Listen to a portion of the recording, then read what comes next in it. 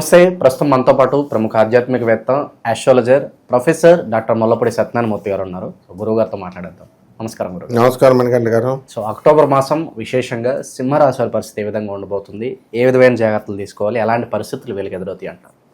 సింహరాశి వాళ్ళు ఎప్పుడూ సింహాలే కాబట్టి ఈ సింహరాశిలో కేతు ఉండడం, దానివల్ల కాస్త చాదస్తం పెరగడం, కోపం పెరగడం.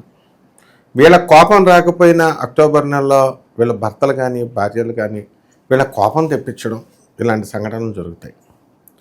సప్తమంలో ఉన్నటువంటి రాహుగ్రహ ప్రభావం వలన ఈ ప్రభావాలన్నీ జరుగుతూ ఉంటాయి. వితండవాదాలు చేసేటటువంటి పరిస్థితికి వీళ్ళు వస్తారు.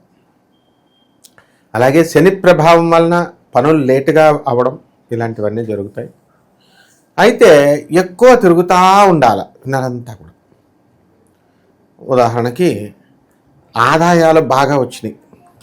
మొన్నటిదాకా మాకు పిల్లలకి ఆ యూనివర్సిటీలో కావాలా, కొలంబియా యూనివర్సిటీలో సీటు కావాలా అని, అలాగే పిల్లగాడికి 10th గ్రేడ్లో నార్త్ కరోలినాలో ఫేమస్ స్కూల్లో కావాలా, లేదా ఫేమస్ కాలేజో యూనివర్సిటీలో కావాలా అన్నారు.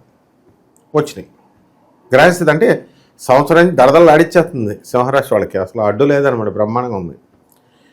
సీట్లు వచ్చినాయి. ఇప్పుడు సీట్లు వచ్చిన తర్వాత కొత్త బాధ ఏంటంటే వీళ్ళని హాస్టల్లో చేర్పించాలి. హాస్టల్కి వెళ్ళడానికి వీళ్ళు కాదు, న్యూయార్క్లో ఉంది, వీళ్ళు ఉండేది నార్త్ కరోలినాలో. ఇలా దూరం వెళ్ళడం రావడం, ఒక 24 గంటల డ్రైవ్, 12 గంటల డ్రైవ్, ఇటు కొడుకుని నింపుకోవడం, ఇలా తిరుగుడు అనమాట. సింహరాశి వాళ్ళని ఎవరినన్నా యావరేజ్గా చూసుకున్నట్లయితే ఈ నెల అంతా కూడా తిరుగుడు ఎక్కువగా ఉంటుంది. ఇది ఒకటి. ఎస్. ఇక నిరుద్యోగుల పరిస్థితి ఏంటి గురువుగారు? నిరుద్యోగులకి వితండవాదాలు అనేటువంటి తెక్క ఆన్సర్స్ ఇవ్వకుండా ఇంటర్వ్యూ బోర్డులో జాగ్రత్తగా ఉండాలి. ఎందుకంటే వీళ్ళకి రాహు యొక్క పరిస్థితిని బట్టి ఉద్రేకం ఎలా ఉంటుందంటే, ఏదో చెప్పాలా, ఏదో నన్ను అందరూ గమనించాలా, అటెన్షన్ నన్ను అందరూ చూడాలి అనేటటువంటి ఉత్సాహాన్ని రాహు ఇస్తాడు. అసలే సింహరాశి వాళ్ళు ఎవరికి మాట పడరు. అండ్ వాకింగ్ స్టైల్ కూడా నాగార్జున మాస్ సినిమాలో నాగార్జున లాగా, మనం శంకర్ దాదా ఎంబీబీఎస్లో చిరంజీవి గారు వాకింగ్ స్టైల్ లాగా ఉంటుంది అనమాట. వీళ్ళ వాకింగ్ స్టైల్ స్ట్రైట్గా ఇలా పెట్టి, ఇలా ల్యాప్టాప్ పెట్టుకొని ఇలా స్ట్రైట్గా వెళ్తారు. కాబట్టి నిరుద్యోగులందరికీ కూడా ఉద్యోగాలు వస్తాయి. మీరు ఆర్గ్యుమెంట్లు చేయకండి, ఇంట్లో వాళ్ళతో కూడా ఆర్గ్యుమెంట్లు చేయకండి. విదేశాలకు వెళ్ళాలనుకునేటటువంటి వాళ్ళందరూ కూడా మీరు విదేశాలకు వెళ్ళొచ్చు. కాబట్టి సింహరాశి వాళ్ళకి ఓవరాలుగా కష్టాలు లేవు అని చెప్పొచ్చు.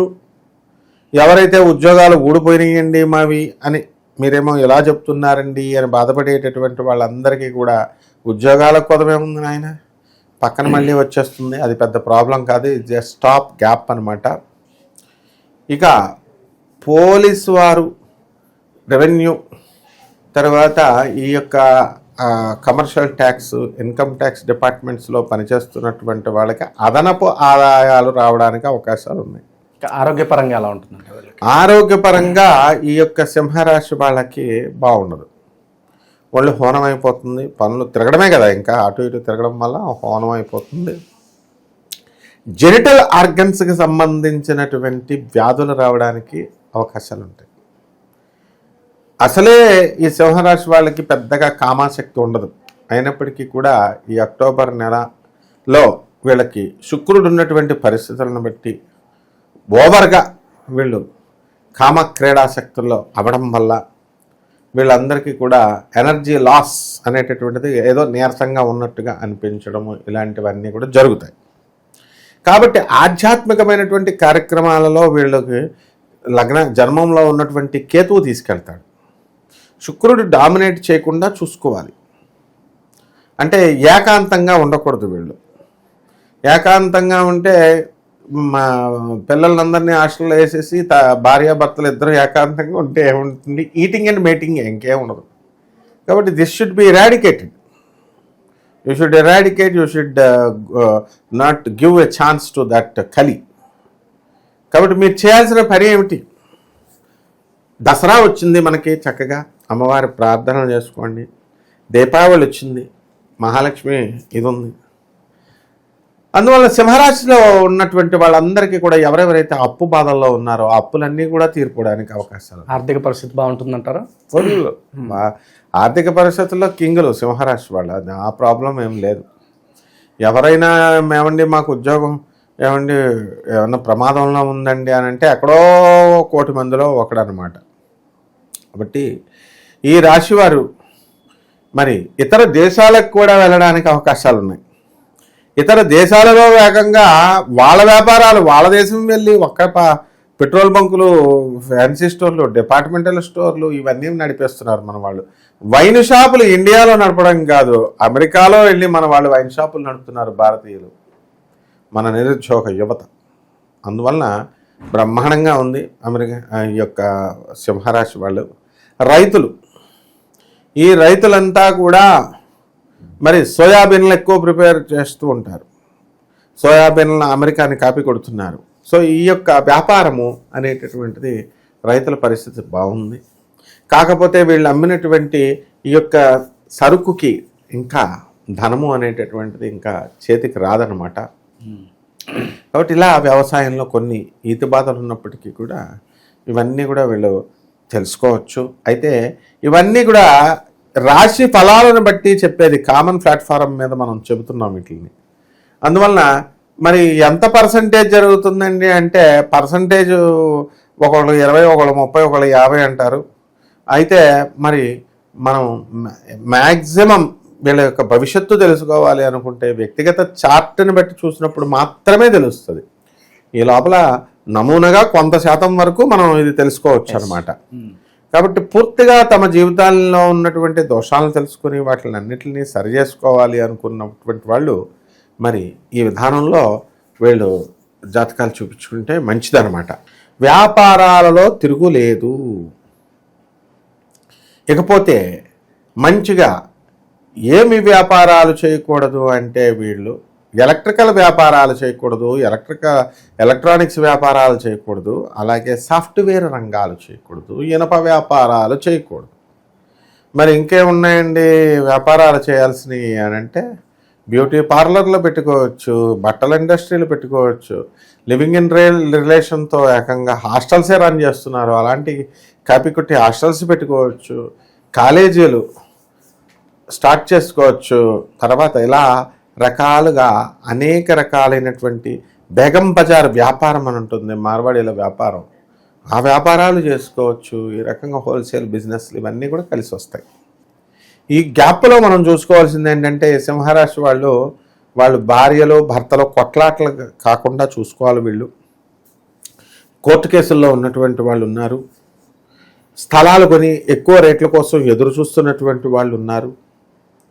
సో దీనికంతటికీ కూడా మనం జాగ్రత్తగా చూసుకోవడానికి ఆరోగ్యం మంచిగుండాలి. ఆరోగ్యం మంచిగుండాలంటే చాలామంది జాగ్రత్తగా మనము మంచిగా చేసుకుంటూ వెళ్ళాలి. అయితే విచిత్రం ఏమిటంటే ఈ సింహరాశి వాళ్ళంతా కూడా వాళ్ళకి తెలియకుండానే వాళ్ళు శాకాహారులు అయిపోయారు. వాళ్ళ పక్కింటి వాళ్ళు ఎదురింటి వాళ్ళు చచ్చిపోయిందని చూసి అయిపోయి మేము మా ఫుడ్ హ్యాబిట్స్లో మార్చుకుంటామని చెప్పి బుద్ధిమంతులు అయిపోయారు అనమాట. దూర ప్రయాణాలు చేసే వాళ్ళకి ఏదైనా సూచన ఉందా గురుగారు? దూర ప్రయాణాలు చేయకూడదు. దూర ప్రయాణాలు కనుక చేస్తే మనకి చాలామంది మనకు తెలిసినటువంటి వాళ్ళు పాపం అందరికీ ఎల్ఐసీలు ఇప్పించేవాడు ఆయన. అందరికీ ఏదైనా ప్రమాదం వస్తే అని అందరికీ ఇచ్చేవాడు. ఇక్కడే విఎన్ఆర్ కాలేజీలో ఉద్యోగం చేసేవాడు పాపం రామకృష్ణ గారిని. ఆయన సింహరాశే.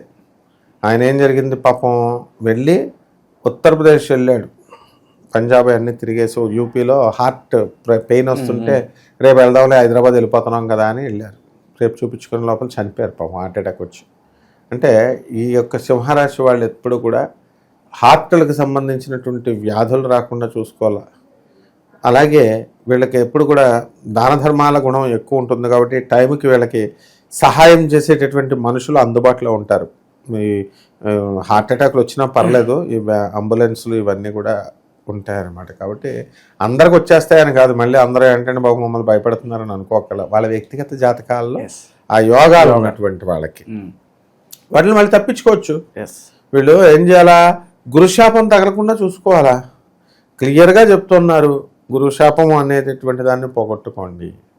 అలాగే చేపలకు మేత పెట్టండి, గొర్రెలను తినకండి, మీరు మేకలను తినకండి అని ఇవన్నీ ఉన్నాయి. మరి లాల్ కితాబ్ చెప్తోంది. మరి వాటిని బట్టి వీళ్ళు వెళ్ళాల్సినటువంటి అవసరం ఉంది. గురుగారు, విశేషంగా మనకి నెలలో కొన్ని పండుగలు ఉన్నాయి. ఈ రాశి వాళ్ళు ఈ పండుగలను ఎలా వినియోగించుకుని పరిహారాలు చేసుకుంటే బాగుంటుంది? అమావాస్య రోజున వీళ్ళు దీపావళి అమావాస్య వస్తుంది. ఆ దీపావళి అమావాస్య రోజున నల్లని బట్టలు కట్టుకోవాలి. వీళ్ళు జుట్టు విరబోసుకొని రాత్రి 12 గంటలకి మహాలక్ష్మి యొక్క పూజ చేసుకోవాలి. అది సడన్గా నల్ల చీర కట్టుకుని నల్ల జుట్టు విరబోసుకుంటే అక్కడ ఉండేది భర్తే కాబట్టి వాడు గుండాకి చేస్తాడు. వాడు ఈ విధంగా అయినా వాడు భయమేసి సడన్గా మంచం మీద ధ్యానం చేస్తుంటే ఇదేంటి బాబు 12 గంటలకి నిద్రపోతున్నాడు వాడు. ఎంతోమంది కాపురాలు నిలబడ్డాయి. భర్త బిల్డప్లు ఇస్తూ బాధేసే పెళ్ళాలు. నేను చెప్పినటువంటి రెమెడీ వల్ల ఆస్ట్రేలియా దేశాల్లో కూడా నా స్టూడెంట్స్ నల్లని యొక్క శాస్త్రం చెప్తోంది. మహాలక్ష్మి ఆవాహనం అవ్వాలంటే మా మార్వాడీలంతా అలాగే చేస్తారు. మార్వాడీ పూజ మంచి టిప్ టాప్గా డ్రెస్సులు వేసుకుంటారు. నల్ల డ్రెస్ వేసుకోకపోతే వేరే డ్రెస్సులు వేసుకుంటారు వాళ్ళు. బట్ మా అమావాస్య రోజున ఈ విధంగా చేస్తే భార్యాభర్తల మధ్య ఉన్నటువంటి గొడవలు, భర్తల వేధింపులు పోతాయి. భర్త తాగేస్తున్నాడండి, మాన్పించలేకపోతున్నామండి అన్నప్పుడు వాళ్ళు ఏ మరుగుమందు కోసం అడుగుతున్న వాళ్ళు ఏ మరుగుమందులు ఏం అవసరం లేదు, ఇది చేసుకుంటే సరిపోతుంది. ఒకటి. రెండవది, ఈ యొక్క సింహరాశి వాళ్ళకి మనము ప్రత్యంగిర అమ్మవారి యొక్క హోమాన్ని వీళ్ళు చేసుకోవాలి, ఇంట్లో చేసుకోవాలి. ఏమంటే ఇల్లు ఖాళీగా ఉండదండి, నేను గుళ్ళో చేసేస్తానండి అంటే గుడిని బాబుగారు సొమ్మ, గుడి ఎవరిది? Common property. గుళ్ళో లోక కళ్యాణం కోసం చేస్తారు.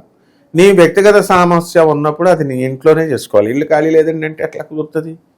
కాబట్టి ప్రత్యంగిర అమ్మవారి ఉపాసన, ప్రత్యంగిర అమ్మవారి యొక్క మంత్రాలు, జపాలు ఇవన్నీ కూడా చేయాలి. అలాగే యమ విద్య అని వస్తుంది దీపావళి తర్వాత 2వ రోజున. ఆ రోజున తమ అన్నదమ్ములందరినీ కూడా పిలుచుకొని ఈ యొక్క సింహరాశి వాళ్ళందరూ కూడా భోజనాలు పెట్టాలి.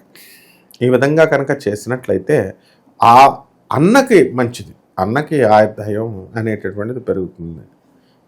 ఇలా మనము గుమ్మడికాయ దానం చేసుకోవాలి, కొబ్బరికాయ హారతి ఇచ్చుకోవాలి, నిమ్మకాయల దండ వేసి మనము ఈ అమ్మవారి యొక్క విగ్రహానికి వెయ్యాలి ఆ రోజంతా కూడా.